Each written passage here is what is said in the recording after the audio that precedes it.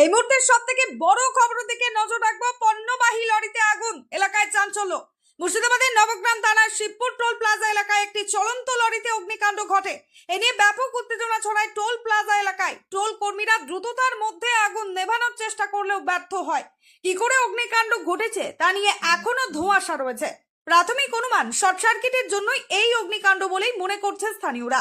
একটি 6 চাকা লরিতে করে পাট নিয়ে যাওয়া হচ্ছিল পলসান্ড থেকে বহরমপুরের দিকে।